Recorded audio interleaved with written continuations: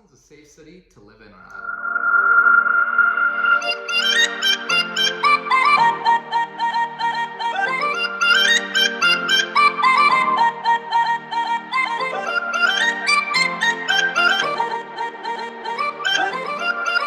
How's it going, everyone? This is Lior with England Volkers out of Boston, and in this video we're going to be talking about whether Boston's a safe city to live in or not.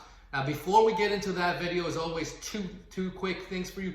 Number one, if you haven't already, please subscribe below to my channel. I put out tons of videos every week on what it's like to live in Boston, different neighborhood highlights. So if you want to be notified every time I put a new video, just please click subscribe below and subscribe to my channel.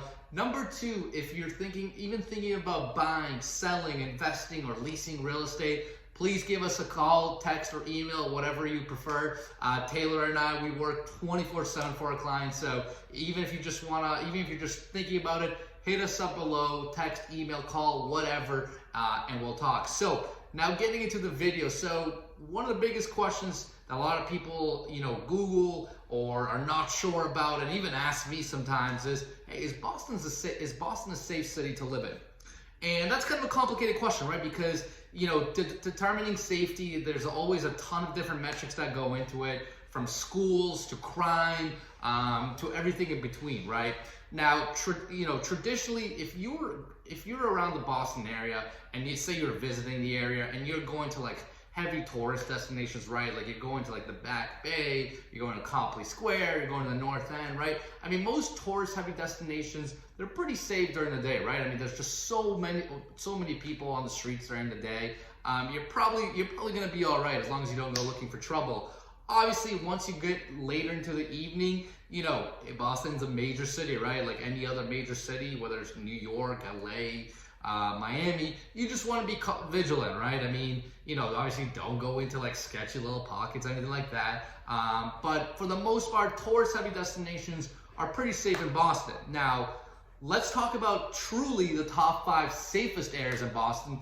And if you look at that list, none of those cities are within actual Boston core, right? So your top 5 safest cities around the area are Newton, Brookline, Wellesley, Belmont, and Lexington, right? And if you look at a map, all those areas are basically within about 20-25 minutes of Boston. All those areas, as you would imagine, have fantastic school systems. You typically have they all have pretty low crime rates. So there's overall considered very safe neighborhoods.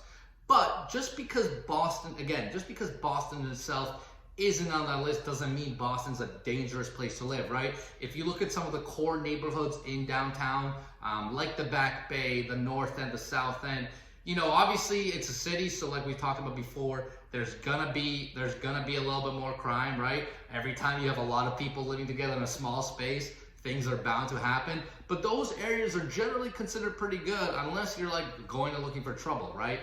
Now, let's also make a very important distinction. A lot of areas within Boston proper that have traditionally been known as maybe less safe areas, right? Within the last 5-10 years of the boom in Boston, a lot of that has also changed too. So, traditionally a lot of, people have considered areas like East Boston and Dorchester to be very, very unsafe. Again, with the development boom that's been going on the last number of years, with so many new luxury condos and apartments and commercial build-outs happening in these areas, those areas are drastically changing, right? There's parts of Dorchester that are, even though it's still Dorchester, still the city, are fine today, right? I mean, they're close to the T. You've got a ton of young professionals, ton of younger people living there, really enjoying life. Same with East Boston. I mean, East Boston, if you go to Jeffrey's Point, you'll see quite a bit of families living there today. Charlestown's another great example of this.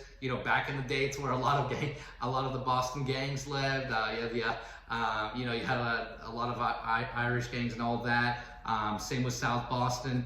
Today, those areas have changed drastically.